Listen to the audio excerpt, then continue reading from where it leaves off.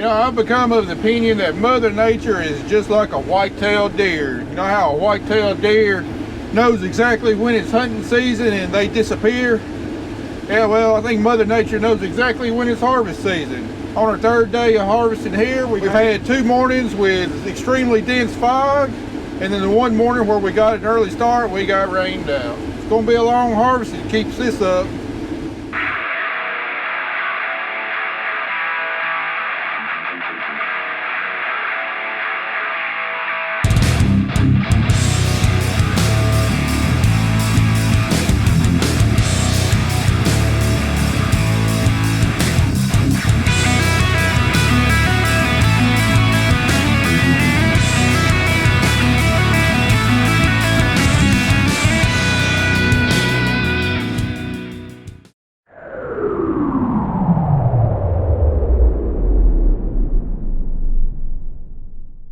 Well, it took us 65 acres. We finally made it to some good corn.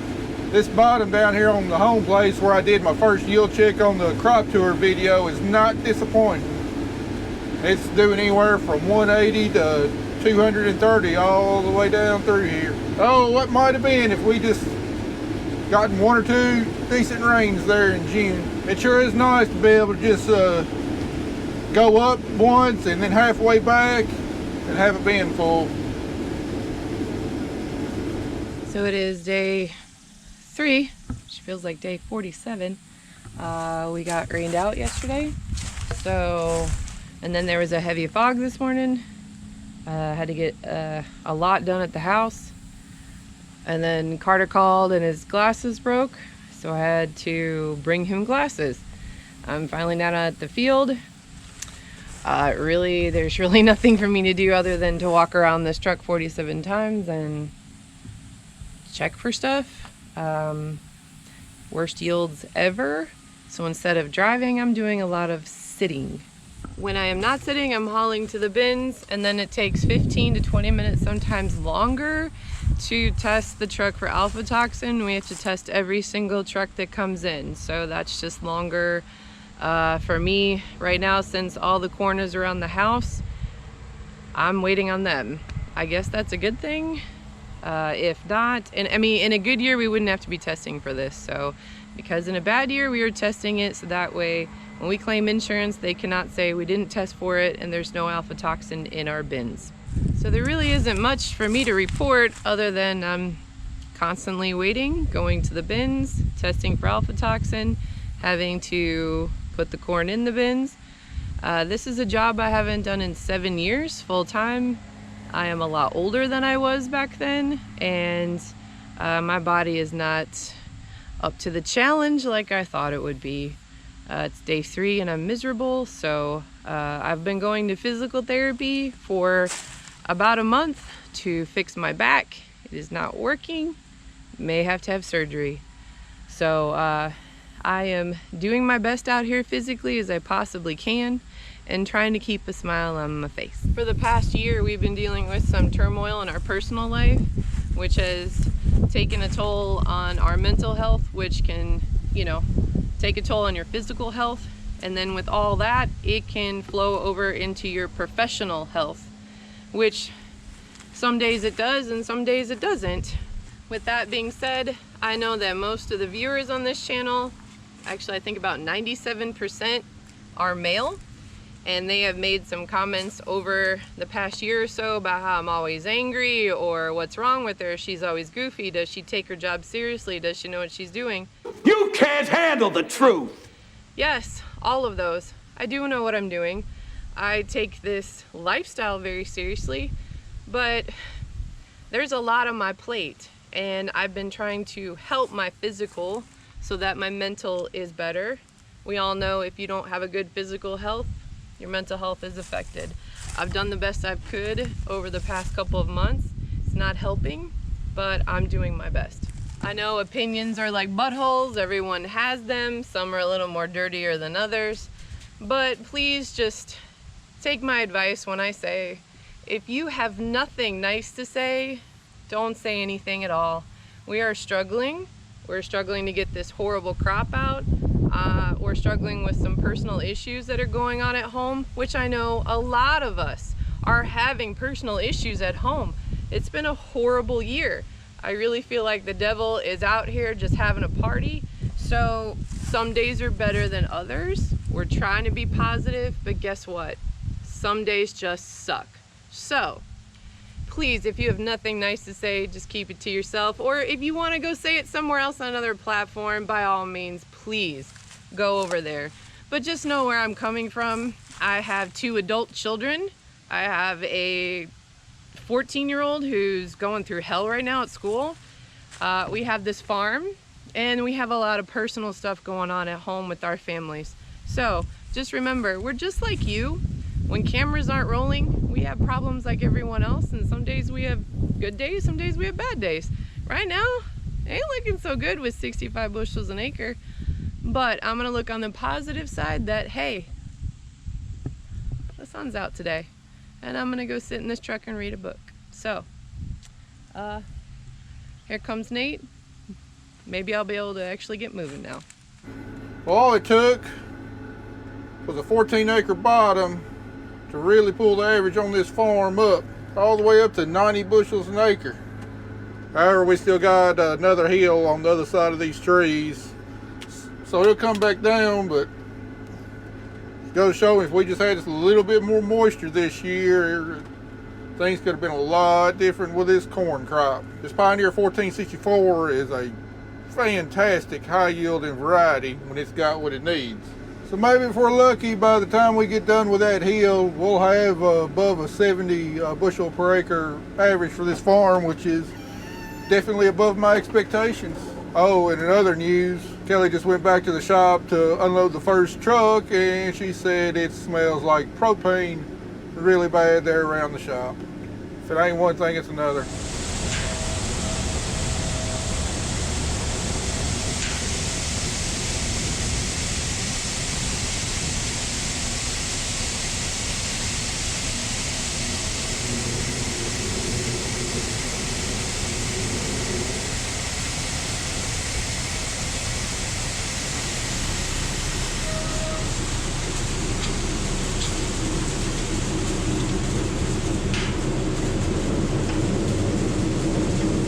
Well, this farm is done. This hill was miserable, like 17, 18 acres on this hill, and I didn't even fill the hopper up twice. Brought my average down to 71, from 90 bushels an acre down to 71 bushels an acre. Oh well, glad it's over with. Randy Dowdy and David Hula, y'all better watch out. I'm coming for your NCGA Yield Champion titles this year. Just like yesterday, looks like there might be some thunder boomers building in the area. I hope we get lucky today though, and it goes right on by. These corn stalks are so weak that they're not going to take much rain, and they'll be falling flat on the ground. And then I sure won't get the corn that's out here. Excuse me, Mother Nature, we ordered this in June. Yeah, we ordered this in June, not September, June. So we're returning it. We don't need it anymore, go away. Just go. You're like 3 months too late. So, you can take it. We don't need it right now. Go home. Go to like Texas or something, or California, Utah, Colorado. We don't need it. I want to return it. Thanks, appreciate it. Well, this ain't good at all. Good grief.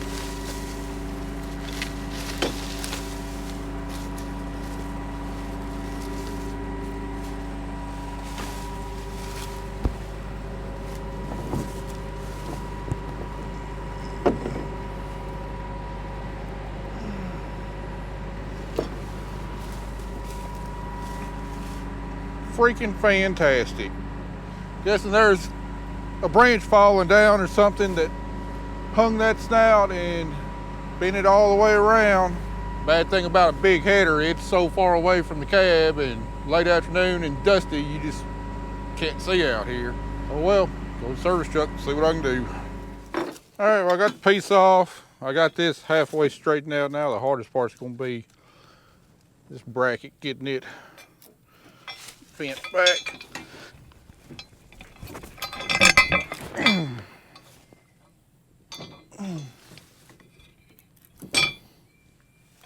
Well, that branch sure did a number on it.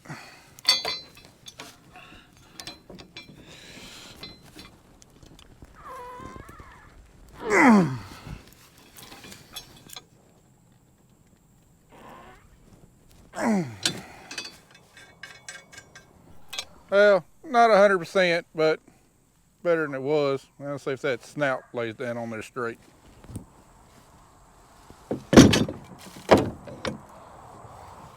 That looks pretty dang good. It'll function anyway. All right, let's try and get this farm done. Get back to the shop before it gets too dark on us. All right, we got done just as dark hit, so it's gonna be a good stopping point for today.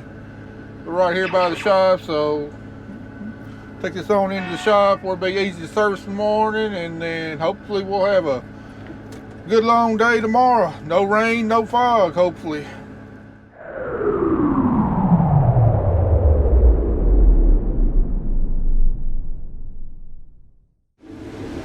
Well, another day, more poor corn.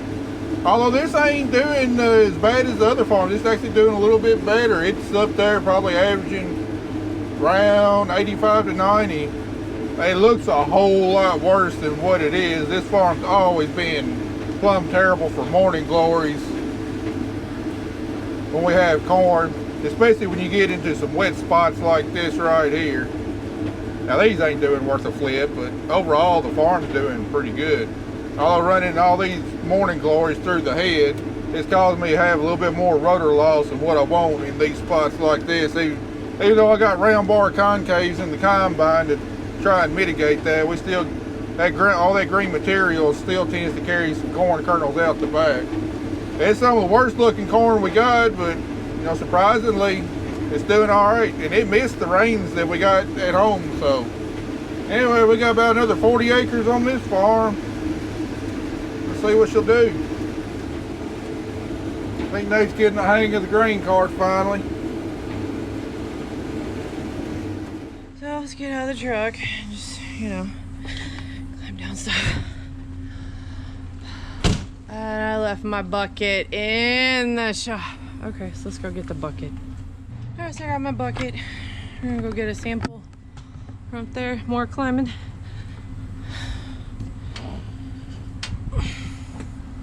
All the way to the top. We'll get a good sample. I loaded this truck this time. I just show Nate how to do it without overflowing it. So we'll get about half a bucket.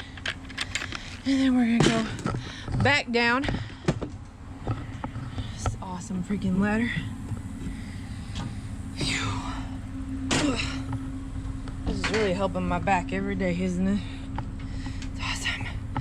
And then we're gonna take our awesome little sample, a little pail, and I'm gonna go test for aflatoxin. I'll show you how that works. Is it annoying because it's every truck? Absolutely. Do I want to get insurance payments? Absolutely. So, this is like, you know, Jill getting a pail of corn out of my truck all the time. This is why I'm winded, because my body hates me right now. I'm gonna take our awesome sample and we're gonna test it for moisture. And we'll test it 3 different times because you want to get an average of 3. So we're gonna scoop it in here. There you go, yeah. Get a little more in there. It's a lavish job, I'm gonna tell you. High moisture. We're gonna test it. See, oh, 20.3. Now that I've done this a bunch of times, you literally just need like that much corn. We'll put in a little more for good measure. And then you're gonna put top on. Oh, come on. It messed up yesterday, so we had to fix it. And then we're gonna grind it.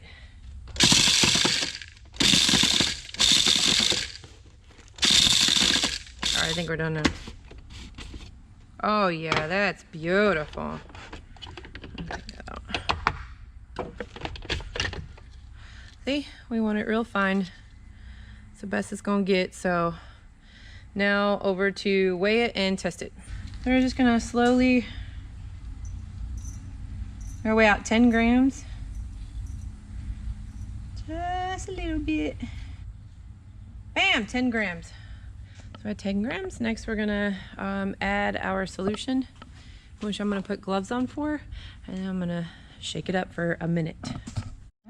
All right, we got our solution in there, so we're gonna our awesome moonshine jar. Isn't that funny? And then I'm gonna check on my watch when it gets down to 30 seconds, and I'm gonna go ahead and shake it for exactly 1 minute, and then I'll go to the next procedure, or next step. Definitely get my arm workout now. Who needs the gym when you could do this, right? Okay, our jar is shaken, not stirred. Get it all in there. And squeeze out the solution.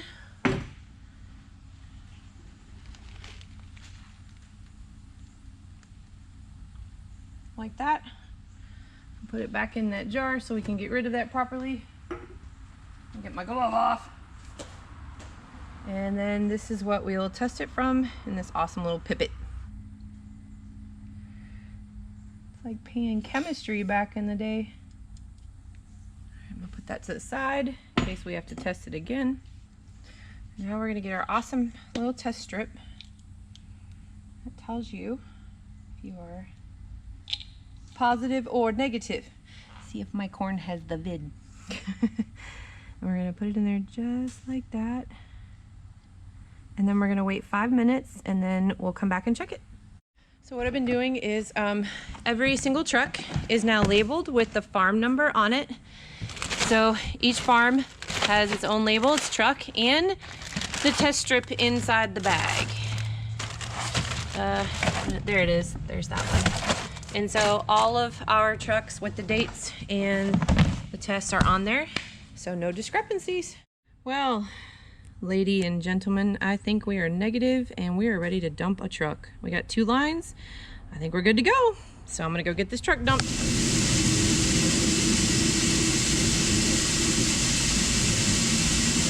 Well, this is what happens when you got a lot of nitrogen left in the soil because of the drought. The corn didn't take up. Corn dies prematurely, and then you have plenty of rain in August. Freaking weeds, especially morning glories. I think morning glories have now become my second most hated weed behind pigweeds.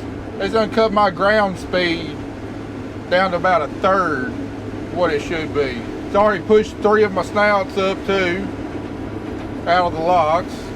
Luckily, maybe, I don't know, maybe only 1/3 of the field is this bad, but dadgum, it's aggravating. Heck, I'm embarrassed to even be showing you this. I hate morning glories. I plugged my units up.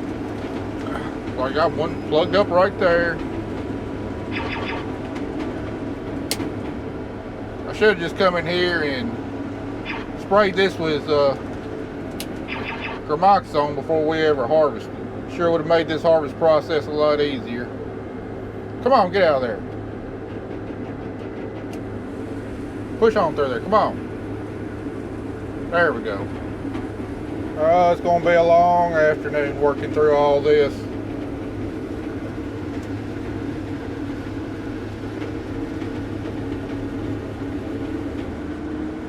I got my lovely wife in here riding with me while I cut plots. She's tired of sitting in the semi-truck with the heat. Grab his jaw. Now you give Zach your salary in addition to his. He might come back. How about you give me what you were paying him and mine, and I'd be happy. Because he was quicker. Because I was quick. I have to test every stupid truck, and I have to sit there, and I have to wait, and wait, and wait, and wait, see if it's oh, you messed up. Look what happened. Oh, slip clutch on this header is. That's what you're blaming the slip clutch. Just like you're telling me I'm taking forever. I just had a freaking chain jump off. That's what you get talking. For talking smack. That's what you get for talking smack. The header told you to go F yourself. Yeah, he's a good girl. See, you gotta be nice to it. Always see that chain hanging down over there? Where? Oh yeah, it came up. Back to the service truck we go. Well, it took me about 2.5 hours longer than what I was anticipating due to all those blasted morning glories on that end of the field, but about got another farm checked off the list. I never would have thought probably what's going to be my ugliest looking corn could potentially be my best yielding corn. This farm did really surprising. My yield monitor showing an average about 92 bushels an acre for the farm. You know, almost 30 bushels better than any other farm I've done so far. So never thought I'd get excited over 90 bushel corn. I am this year though. That's going to help fill those contracts I got with Tyson. I don't know. I've seen some things in the corn crop this year that I can explain, and then I've seen some things that I can't explain. I mean, as much white ground as this field has got in it, I was really expecting it to be terrible for the most part. But it had some bad areas, don't get me wrong, but then we got some good areas that, I mean, are really, really good. I mean, this is 225 plus right here. I tell you one thing I've learned this year though, just when you think you about got everything figured out, the good Lord finds a way to humble you. And he's humbled me this year because like I said, there's just some things I can't explain. I don't know why some things did a lot better than expected and then why some stuff done a lot worse than expected. Just show you the yield variability on this farm right here. You know, the dark green is really good, and then I think the orange is my lowest orange, and then where you see some white through there, that's really low yielding. Look at my legend. The dark green is anything above 130 bushels, and then the white is anything below 20 bushels. The orange is anything below 40 bushels. Look at that again. And then if we change this to just say 180,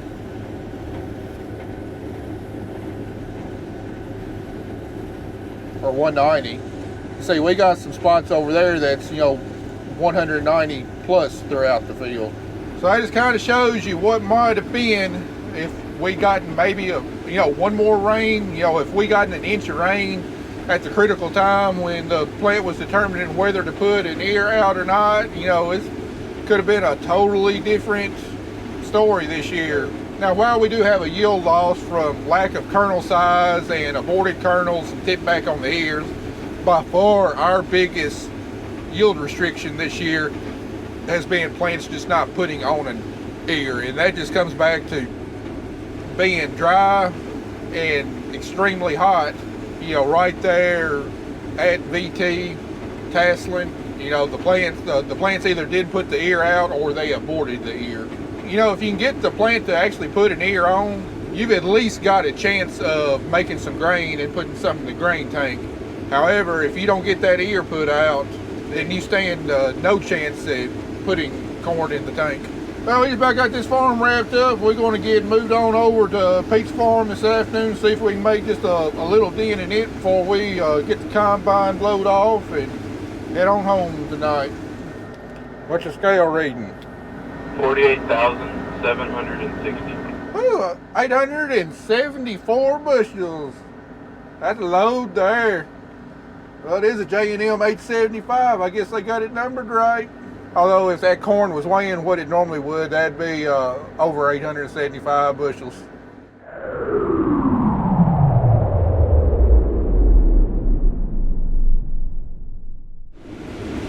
Man, I hate this time of day. You can't see crap. But I can see this yield monitor.